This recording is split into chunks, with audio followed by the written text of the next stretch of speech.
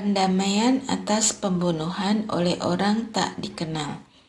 Apabila di tanah yang diberikan Tuhan Allahmu kepadamu untuk menjadi milikmu, seorang yang mati terbunuh ditemukan tergeletak di padang tanpa diketahui siapa yang membunuhnya, maka haruslah para tua-tuamu dan hakimu keluar untuk mengukur jarak ke kota-kota di sekeliling orang yang terbunuh itu. Lalu para tua-tua dari kota yang terdekat dengan tempat orang yang terbunuh itu harus mengambil seekor lembu betina muda yang belum pernah dipakai dan belum pernah menghela dengan kuk. Para tua-tua kota itu harus membawa lembu muda itu ke suatu lembah yang selalu berair dan belum pernah digarap atau ditaburi. Di sana, di lembah itu, mereka harus mematahkan batang leher lembu muda itu. Para imam Bani Lewi harus datang mendekat, sebab merekalah yang dipilih Tuhan Allahmu untuk melayani Dia dan memberi berkat demi nama Tuhan. Menurut keputusan merekalah setiap perkara luka melukai diselesaikan. Semua tua-tua dari kota yang terdekat dengan tempat orang yang terbunuh itu harus membasuh tangan mereka di atas lembu muda yang batang lehernya dipatahkan di lembah itu. Mereka harus menyatakan, tangan kami tidak menumpahkan darah ini dan mata kami tidak melihatnya. Adakanlah pendamaian bagi umatmu Israel yang telah kau tebus itu Tuhan. Jangan timpakan darah orang yang tidak bersalah ke tengah-tengah umatmu di Israel. Maka terhadap darah itu telah diadakan pendamaian bagi mereka. Demikianlah engkau menghapus darah orang yang tidak bersalah itu dari tengah-tengahmu, sebab engkau harus melakukan apa yang benar di mata Tuhan. Tawanan perempuan yang menjadi istri. Apabila engkau keluar berperang melawan musuhmu, dan Tuhan Allahmu menyerahkan mereka ke dalam tanganmu dan engkau menjadikan mereka tawanan, apabila engkau melihat di antara tawanan itu seorang perempuan yang elok dan mengingini dia serta mau memperistri dia, maka haruslah engkau membawa dia ke dalam rumahmu. Perempuan itu harus mencukur rambutnya, memotong kukunya, menanggalkan pakaian yang dipakainya pada waktu ditawan, dan tinggal di rumahmu untuk menangisi ibu bapaknya selama 1 bulan. Sesudah itu, engkau boleh menghampiri dia dan menjadi suaminya, dan ia pun menjadi istrimu. Apabila engkau tidak suka lagi kepadanya, haruslah engkau mengizinkannya pergi sesuai dengan keinginan hatinya. Sekali-kali engkau tidak boleh menjual dia dengan bayaran uang. Engkau tidak boleh memperlakukan dia sewenang-wenang, sebab engkau telah memaksa dia. Hak kesulungan. Apabila seseorang mempunyai 2 istri, yang seorang dicintai dan yang lain tidak dicintainya, dan mereka melahirkan anak-anak lelaki baginya, baik istri yang dicintai maupun istri yang tidak dicintai, sementara anak sulungnya dari istri yang tidak dicintai, maka pada waktu ia mewariskan hartanya kepada anak-anaknya itu, anak dari istri yang dicintainya tidak boleh diperlakukan sebagai anak sulung, sehingga merugikan anak dari istri yang tidak dicintai, anak sulung sesungguhnya. Tetapi ia harus mengakui anak yang sulung, anak dari istri yang tidak dicintai itu, dengan memberikan kepadanya 2 bagian dari segala miliknya, sebab dialah buah pertama kegagahannya, hak kesulungan adalah miliknya. Anak durhaka. Mungkin saja seseorang mempunyai anak laki-laki yang degil dan suka membangkang, yang tidak mau mendengarkan perkataan ayah dan ibunya. Walaupun mereka menghajar dia, tidak juga ia mendengarkan mereka. Maka haruslah ayah dan ibunya memegang dia dan membawa dia keluar kepada para tua-tua di pintu gerbang kota kediamannya. Mereka harus berkata kepada para tua-tua kotanya, anak kami ini degil dan suka membangkang. Ia tidak mau mendengarkan perkataan kami. Ia seorang pelahap dan peminum. Lalu semua laki-laki sekotanya harus melempari anak itu dengan batu sampai ia mati. Demikianlah harus kau hapuskan yang jahat itu dari tengah-tengahmu. Seluruh orang Israel akan mendengarnya dan menjadi takut. Penguburan orang yang dihukum mati. Apabila seseorang berbuat dosa yang sepadan dengan hukuman mati, lalu ia dihukum mati dan kau gantung pada sebuah tiang, maka janganlah kau biarkan mayatnya sepanjang malam pada tiang itu, tetapi engkau harus menguburkan dia pada hari itu juga, sebab seorang yang digantung terkutuk oleh Allah. Janganlah engkau menajiskan tanah yang diberikan Tuhan Allahmu kepadamu sebagai milik pusaka. Menolong sesama. Apabila engkau melihat lembu atau domba saudaramu tersesat, janganlah engkau pura-pura tidak tahu.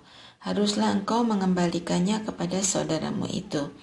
Jika saudaramu itu tidak tinggal dekat denganmu atau engkau tidak mengenalnya, maka haruslah engkau membawa hewan itu ke rumahmu. Hewan itu harus tinggal padamu sampai saudaramu datang mencarinya, lalu kau kembalikan kepadanya. Demikianlah harus kau perbuat dengan keledainya, demikianlah kau perbuat dengan pakaiannya, dan demikian pula kau perbuat dengan setiap barang saudaramu yang hilang dan kau temukan. Engkau tidak boleh pura-pura tidak tahu. Apabila engkau melihat keledai saudaramu atau lembunya rebah di jalan, janganlah engkau pura-pura tidak tahu. Engkau harus menolong saudaramu membangunkannya. Berbagai peraturan. Seorang perempuan tidak boleh memakai pakaian laki-laki, dan seorang laki-laki tidak boleh mengenakan baju perempuan, sebab setiap orang yang melakukan hal ini menjijikkan bagi Tuhan Allahmu.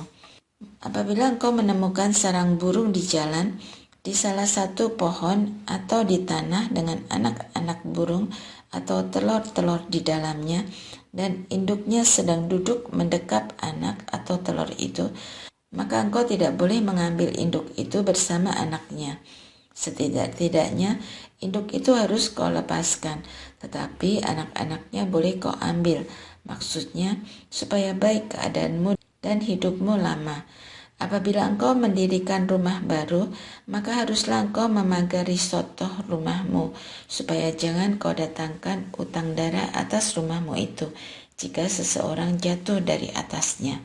Janganlah kau taburi kebun anggurmu dengan dua jenis benih, supaya jangan sampai seluruh hasil, baik dari benih yang kau taburkan maupun dari kebun anggurmu, menjadi milik tempat kudus.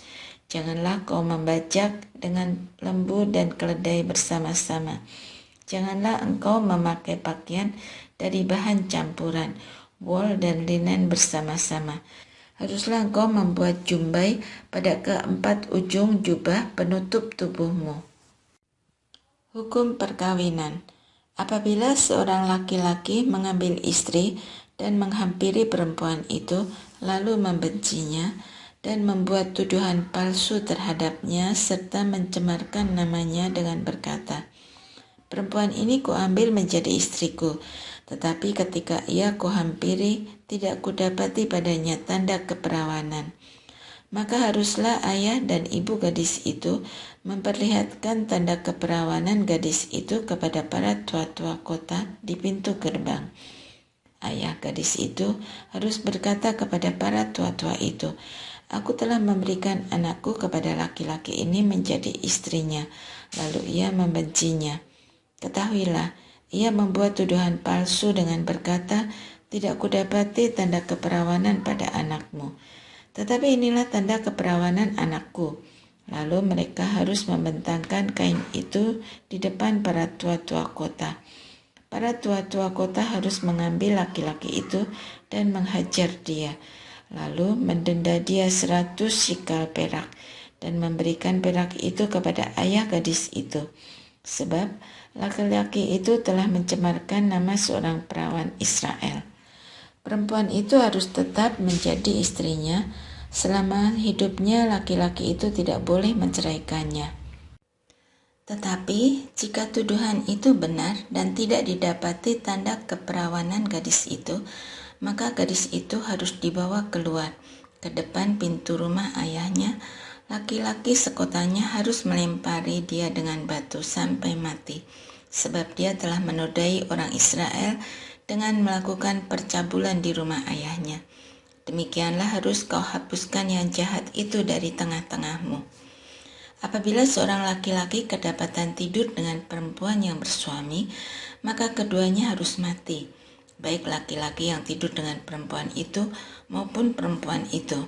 Demikianlah harus kau hapuskan yang jahat itu dari Israel.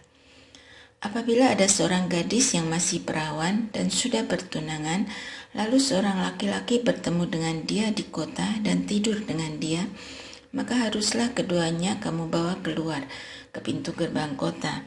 Kamu harus melempari mereka dengan batu sampai mati.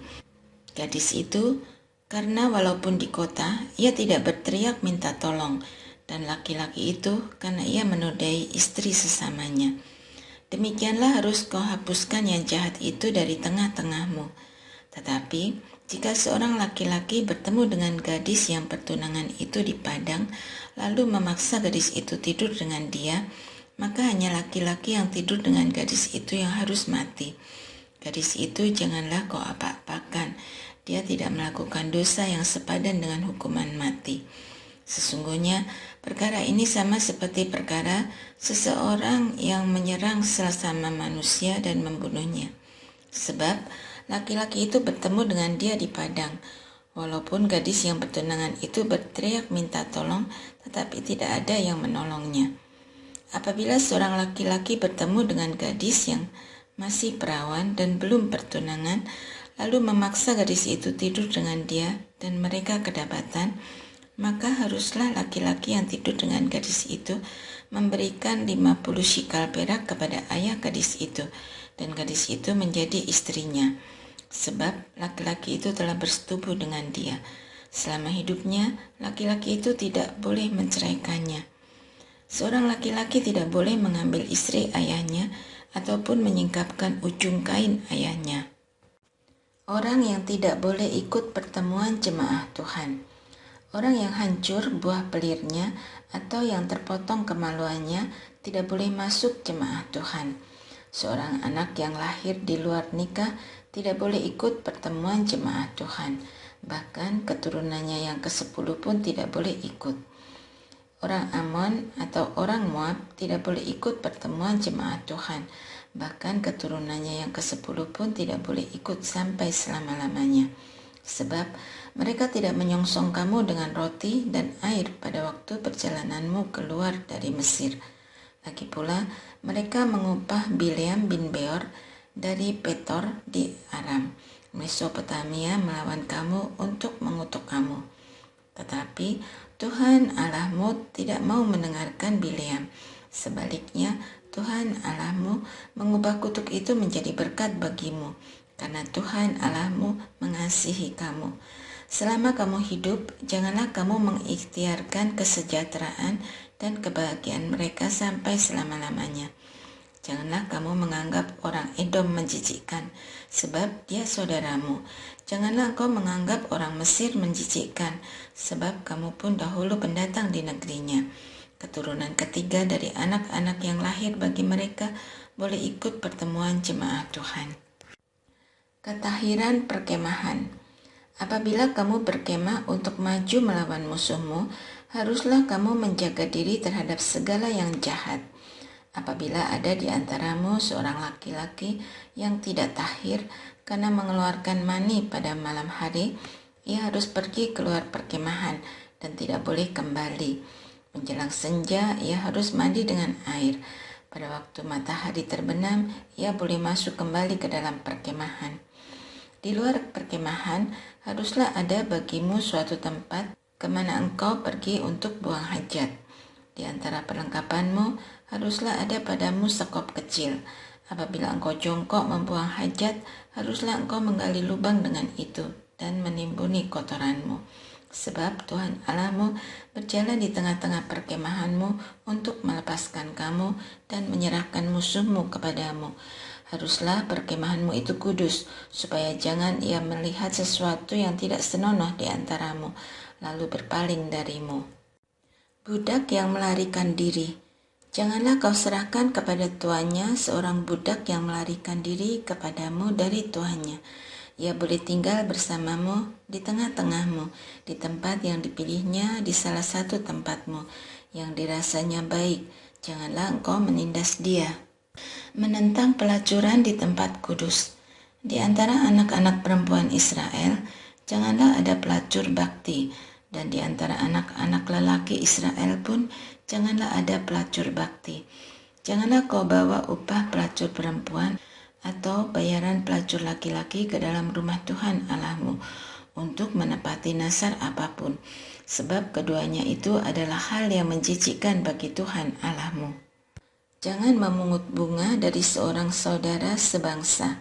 Janganlah engkau membungakan kepada saudaramu baik uang maupun bahan makanan atau apapun yang dapat dibungakan.